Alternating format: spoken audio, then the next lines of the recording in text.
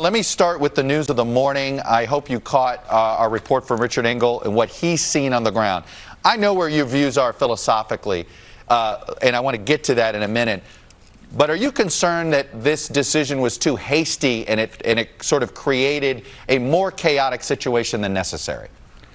Well, I think one of the things about the Arab militias that Turkey is using that your reporter reported upon, it's interesting that some of them are from the Free Syrian Army, which was our ally for 7 years, which just shows how messy this is. Turkey's an ally, the Free Syrian Army was an ally for 7 years, and the Kurds have been allies in Syria. So it's a very complicated, messy situation, but I think a lot of people are not acknowledging that Turkey was coming in one way or another, and 50 soldiers would simply be in the way and be a tripwire to a much worse outcome. And so I think the president was right in moving 50 soldiers out of the way of an onslaught of tens of thousands of Turkish troops. Why are you so convinced of that? It seems as if and I'm not going to get to whether it was exactly 50 and all of that, but it does seem as if our soldiers being there was serving as a deterrent to Erdogan for a period of time.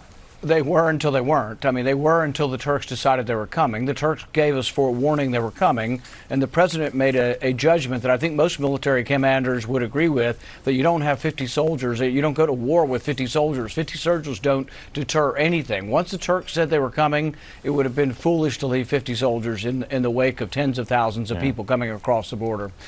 This is a 100-year-old war between the Turks and the Kurds. Realize the president's asking, is it in our national security interest to somehow figure out how the Kurds can live with the Turks? The other interesting thing that people don't mention is all the Kurds aren't the same.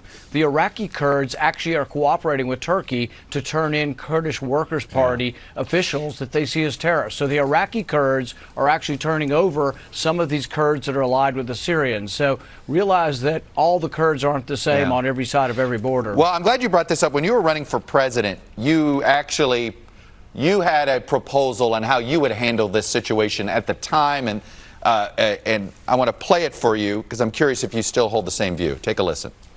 So I would provide armaments to the Kurds as well. In fact, I'd go one step further. I'd promise them a homeland and a state, but I would do it in conjunction with talks with Turkey. It would have to be a three-way discussion.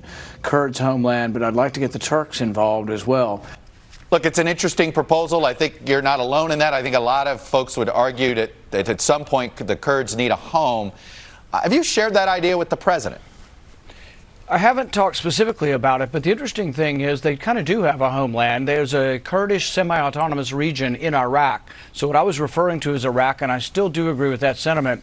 But here's one of the interesting things. As we've gotten stability in Iraq and as the Kurds have a lot of self-control in governing sort of like a province, there's actually 1,800 Turkish businesses doing business in that part of Iraq that is controlled by the Kurds. It's a prosperous oil region, and there's back and forth between the Turks and the Kurds, and it actually works pretty well.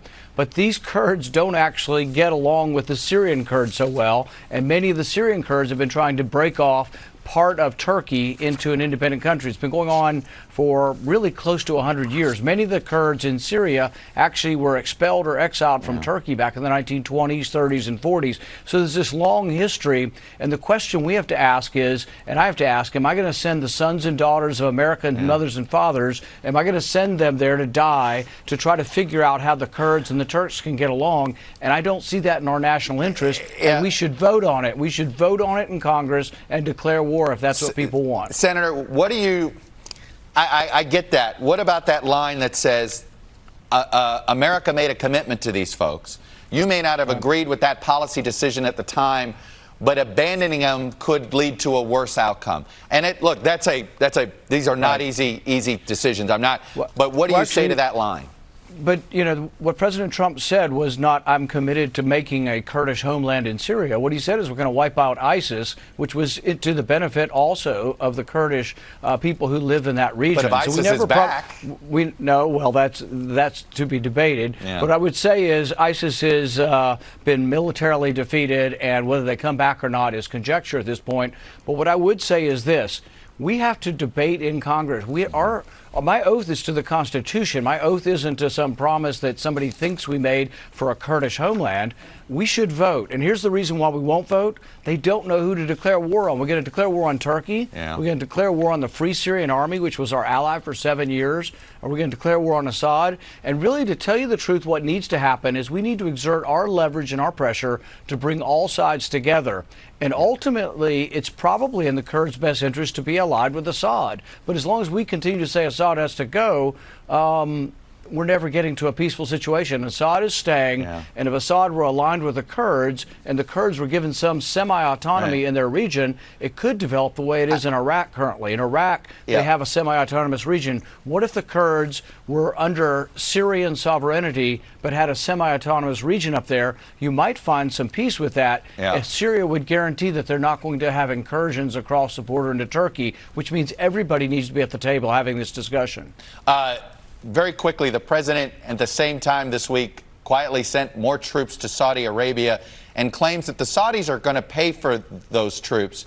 Are you comfortable with the U.S. military being treated almost like a mercenary force for the Saudis?